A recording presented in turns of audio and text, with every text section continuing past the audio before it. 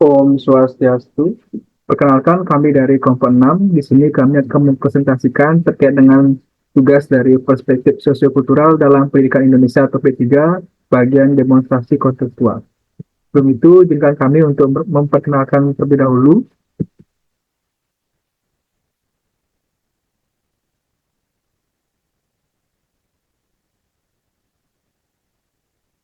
Nah, di mana di kelompok kami itu ada I Gusti Ayu Putu Sintia Indrayani, kemudian ada I Kadek Wahyu Pratama, dan yang ketiga ada I Ketut Sukrisnawan.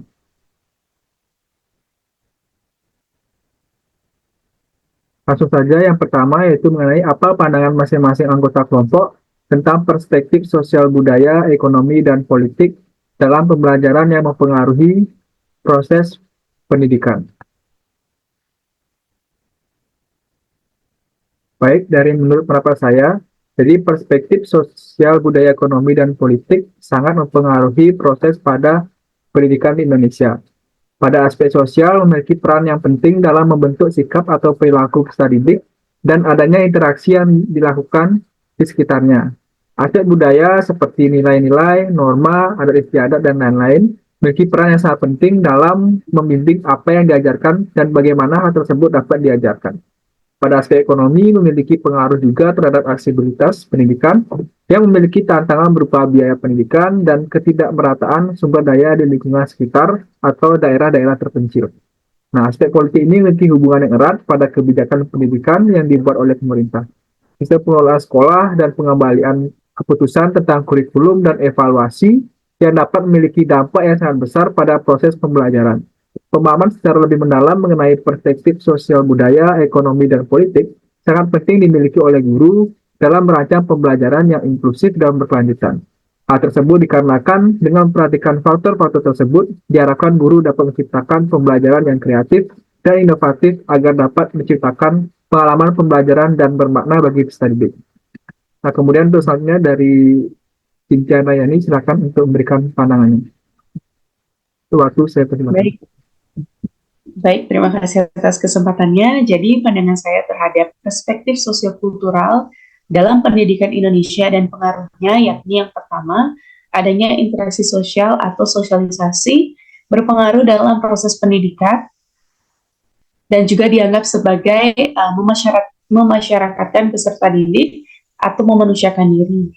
Pendidikan merupakan proses memanusiakan manusia secara manusiawi disesuaikan dengan perkembangan situasi dan kondisi sosialnya. Kemudian yang kedua, ada perspektif budaya dan proses pendidikan.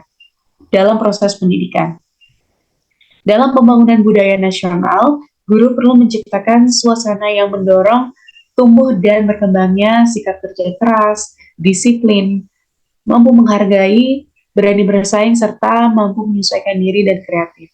Budaya dominan pada kelompok budaya masyarakat tertentu akan mempengaruhi penyelenggaraan di suatu wilayah. Kemudian pengaruhnya pada bidang ekonomi yakni menunjang terwujudnya proses pendidikan dan peran ekonomi dalam pendidikan menunjang kelancaran proses pendidikan yakni ketersediaan dana yang memadai sehingga faktor ekonomi sangat berperan penting dalam pelaksanaan pendidikan. Sebagai bahan pengajaran ekonomi yang membentuk manusia ekonomi yakni manusia yang ada dalam kehidupan sehari-harinya memiliki kemampuan dan kebiasaan, etos kerja, bekerja dengan sepenuh hati, produktif, dan hidup efisien. Serta pada bidang terakhir yakni politik sebagai acuan penyelenggaraan pendidikan yang berpacu pada undang-undang yang mengatur penyelenggaraan seluruh aspek pendidikan di Indonesia. Selain itu juga sistem politik akan mengatur sistem peraturan atau sistem pendidikan nasional. Nah, hal tersebut berpengaruh pada alokasi dana untuk pendidikan dan pengambilan kebijakan yang berkaitan dengan kesejahteraan pendidik. Oleh karena itu, dalam mata kuliah sosiokultural ini penting untuk memahami bagaimana faktor-faktor ini saling berinteraksi dan saling mempengaruhi antara praktik dalam pendidikan dan konteks yang lebih luas. Untuk selanjutnya akan disampaikan oleh rekan saya, pada Wahyu, dipersilakan. Baik, terima kasih atas waktu yang diberikan kepada saya. Pandangan saya tentang perspektif sosial budaya ekonomi dan politik dalam pembelajaran di Indonesia. yang kompleks dan beragam mempengaruhi proses pendidikan pembelajaran di Indonesia yang kompleks dan beragam membutuhkan perhatian yang khusus pada aspek sosial, budaya, ekonomi, dan politik. Secara sosial, keberagaman yang ada di Indonesia meliputi agama, bahasa, dan etnis, sangat mempengaruhi siswa dalam berinteraksi dalam sekolah. Sehingga dari hal tersebut, pentingnya sikap saling menghargai dan menghormati di antara perbedaan yang ada tersebut. Dari segi budaya, kekayaan budaya di Indonesia perlu dimasukkan ke dalam kurikulum agar siswa bangga dengan warisan budayanya yang telah diwariskan secara turun-temurun oleh penua-penua terdahulu. Dari sisi ekonomi, ada kesenjangan antara kota dan desa yang mempengaruhi akses dan kualitas pendidikan, sehingga investasi yang merata sangat diperlukan. Secara politik, kebijakan pendidikan sering dipengaruhi oleh dinamika politik dan otonomi daerah, sehingga perlu memasukkan standar pendidikan yang adil di seluruh Indonesia. Dengan memahami dan mengintegrasikan aspek-aspek ini, pembelajaran di Indonesia bisa menjadi lebih responsif, inklusif, dan sesuai dengan kebutuhan peserta didik yang beragam.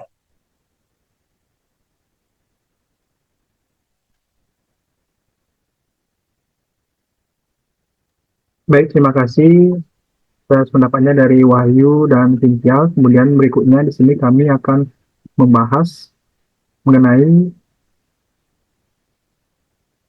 apa pandangan masing-masing anggota kelompok tentang siapanya mengajar dengan memperhatikan perspektif sosial, budaya, ekonomi, dan politik dalam pembelajaran pada peserta didik.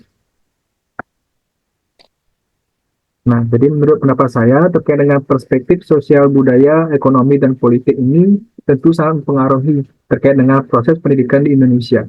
Pada aspek sosial memiliki peran yang penting dalam membentuk identitas peserta didik dan adanya interaksi kepada mereka di lingkungan sekitar. Aspek budaya seperti nilai, norma, dan praktik lokal memainkan peran yang sangat penting dalam memandu apa yang sudah diajarkan dan bagaimana hal tersebut dapat diajarkan. Pada aspek ekonomi, memiliki pengaruh terhadap aksesibilitas pendidikan, di mana tantangannya adalah biaya pendidikan dan ketidaksetaraan. Pada aspek politik, memiliki pengaruh pada kebijakan pendidikan yang dibuat oleh pemerintah, sistem pengelolaan sekolah, dan pengambilan keputusan yang mengenai kurikulum dan evaluasi pembelajaran. Dengan hal tersebut, sangatlah penting bagi seorang guru untuk dapat merancang pembelajaran yang inklusif dan berkelanjutan. Untuk selanjutnya akan dibacakan oleh rekan saya, Cynthia. Kita silakan.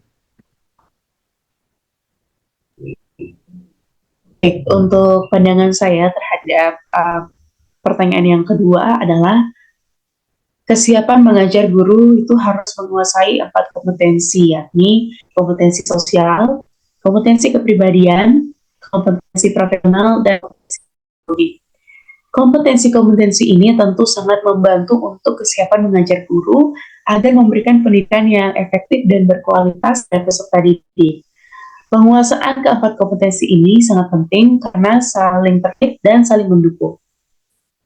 Pandangan saya terhadap kesiapan mengajar perspektif sosial, budaya, ekonomi, dan politik selama proses pembelajaran peserta didik yakni sebagai berikut. Yang pertama adalah faktor sosial, di mana dengan menolak faktor pengaruh lingkungan sosial yang dapat mempengaruhi motivasi peserta didik dengan memperhatikan latar belakang sosial dari setiap peserta didik dan memastikan apakah lingkungan sosial tersebut mendukung peserta didik siap dalam proses pembelajaran. Serta hal yang perlu dipertimbangkan adalah di mana hal ini berkaitan dengan sejauh mana persiapan psikologis dan fisik dalam mengikuti pembelajaran oleh peserta didik. Kemudian yang kedua adalah faktor budaya. Faktor budaya juga bisa dikatakan sebagai hal yang sering kita lakukan ataupun bisa kita sebut juga sebagai kebiasaan dan tradisi serta nilai luhur yang dimiliki oleh setiap lingkungan tempat tinggal peserta didik, penyesuaian budaya dan tradisi serta nilai luhur dalam persiapan rencana pembelajaran dan mempersiapkan strategi yang ada seperti multikulturalisme yang akan terjadi di dalam pembelajaran serta menanamkan sikap toleransi terhadap adanya perbedaan yang dimiliki oleh peserta didik. Kemudian yang kedua adalah faktor ekonomi. Dengan mengetahui latar belakang ekonomi setiap peserta didik yang berkaitan dengan kesiapan pembelajaran, seperti kemampuan orang tua siswa dalam memfasilitasi kebutuhan belajar peserta didik, dan selain itu juga kita mampu menyusun strategi dan solusi agar tidak terjadi diskriminasi status sosial yang kerap terjadi di dalam kelas, sehingga hal tersebut dapat menimbulkan seperti tindakan bullying. Kemudian pemerintah juga dapat memberikan bantuan kepada peserta didik yang kurang mampu dalam persiapan pembelajaran. Dan yang terakhir adalah faktor politik, di mana dengan memberikan keadilan dan seperti status sosial peserta didik, serta elemen politik terutama lembaga dalam sekolah juga harus siap dalam menyelenggarakan kegiatan pembelajaran untuk mendukung kesiapan guru selama proses pembelajaran kepada peserta didik. Sekian yang dapat saya sampaikan. Untuk pandangan selanjutnya akan disampaikan oleh rekan saya.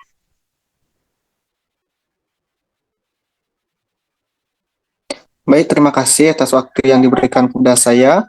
Pandangan saya tentang kesiapan mengajar dengan memperhatikan perspektif sosial budaya, ekonomi, dan politik dalam pembelajaran. Tentunya sebagai seorang guru, saya harus siap mengajar dan memperhatikan prinsip sosial budaya, ekonomi, dan politik. Secara sosial, saya harus menciptakan lingkungan yang ramah dan mendukung bagi semua siswa. Dari segi budaya, pentingnya untuk menghargai dan memasukkan keberagaman budaya siswa dalam pembelajaran. Dari segi ekonomi, juga perlu diperhatikan dengan memberikan dukungan kepada siswa yang memiliki keterbatasan finansial. Dari segi politik, saya harus memahami kebijakan pendidikan yang berlaku dan bagaimana kebijakan tersebut mempengaruhi siswa dalam proses pembelajaran. Dengan memperhatikan semua aspek ini, saya dapat mengajar dengan lebih baik dan membantu semua siswa mencapai potensi terbaik mereka. Oleh karena itu, saya akan terus memperbarui pengetahuan saya tentang kebijakan pendidikan dan bagaimana penerapan dapat mempengaruhi siswa untuk berpartisipasi aktif dalam proses pembelajaran.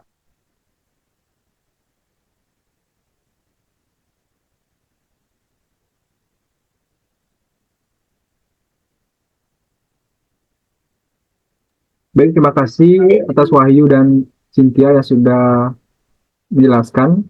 Kemudian selanjutnya di sini kami akan membahas terkait dengan apa persamaan dan perbedaan pandangan tentang perspektif sosial budaya ekonomi dan politik dalam pembelajaran yang mempengaruhi proses pendidikan yang dimiliki.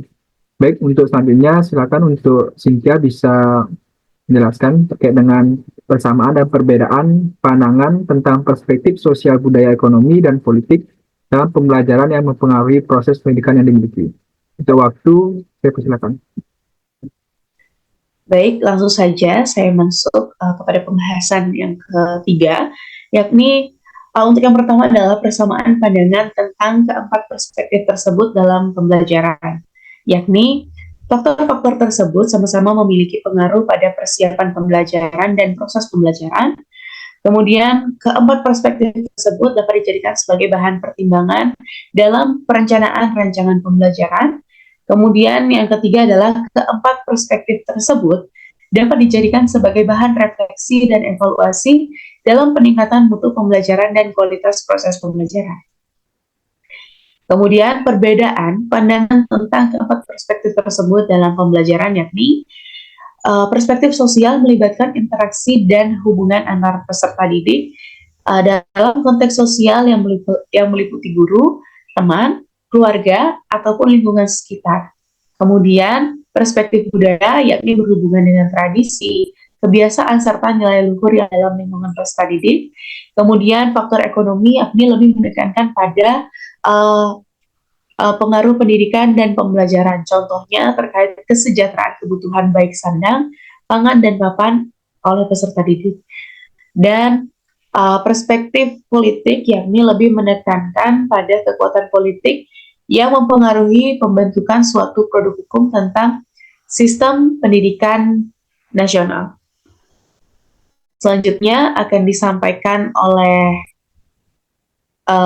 Wahyu untuk pembahasan berikutnya. Baik, terima kasih atas waktu yang diberikan kepada saya.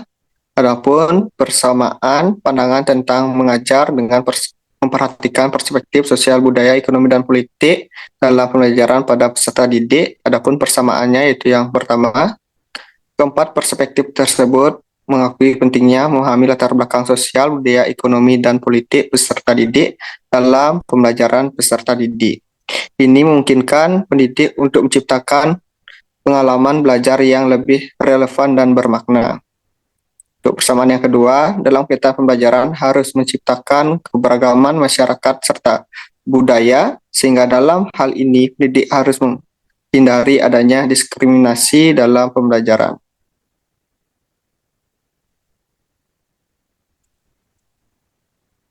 Nah, adapun perbedaannya yaitu yang pertama, perspektif sosial akan lebih menekankan peran interaksi sosial dalam pembelajaran. Hal ini berfokus pada hubungan antara peserta didik, pendidik, dan lingkungan belajar. Pendidik yang mengintegrasikan perspektif ini mungkin cenderung menggunakan metode kolaborasi dan kerja kelompok antar peserta didik. Yang kedua, perspektif budaya lebih menekankan pada keberagaman budaya dalam mengajar. Hal ini termasuk ke dalam cara guru untuk mengarahkan peserta didik agar menghargai setiap budaya yang ada dan menjunjung tinggi sikap toleransi. Dalam kurikulum dan pembelajaran, pendidik diminta untuk dapat memperhatikan perspektif ini dan mencari cara untuk mengintegrasikan nilai-nilai praktik budaya yang baik dalam proses pembelajaran. Untuk yang ketiga, perspektif ekonomi akan berfokus pada dampak faktor ekonomi dalam kesempatan belajar siswa. Hal ini mencakup pertimbangan terhadap ketidaksetaraan dalam akses sumber daya pendidik. Pendidik mampu memahami perspektif sosioekonomi akan mencari cara untuk mengatasi kesenjangan ekonomi dalam pengajaran dalam proses pembelajaran. Untuk yang keempat, perspektif politik. Faktor ini berkaitan dengan pengaruh kebijakan yang dicanangkan oleh pemerintah atau pimpinan pusat. Pendidik yang peka terhadap kesenjangan pada kesetaraan dalam pendidikan akan berpartisipasi aktif dalam resolutif untuk mengkritisi dampak-dampak yang mempengaruhi selama proses pembelajaran. Baik, terima kasih atas penjelasan yang sudah disampaikan. Jadi berikutnya di sini saya akan membacakan perjalanan kesimpulan, di mana dengan demikian adapun kesimpulan dari pernyataan di atas, yakni mengintegrasikan dan mempertimbangkan segala perspektif dalam sosial dalam perencanaan, penyelenggaraan maupun evaluasi pendidikan akan dapat membantu menghadirkan sistem pendidikan yang lebih berpihak pada siswa.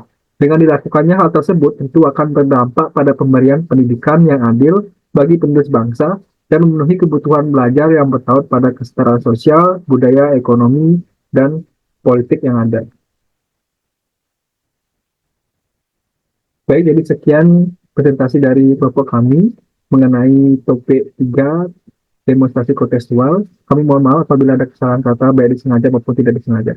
Saya akhiri dengan para Santi, Om Santi Santi Santi Om.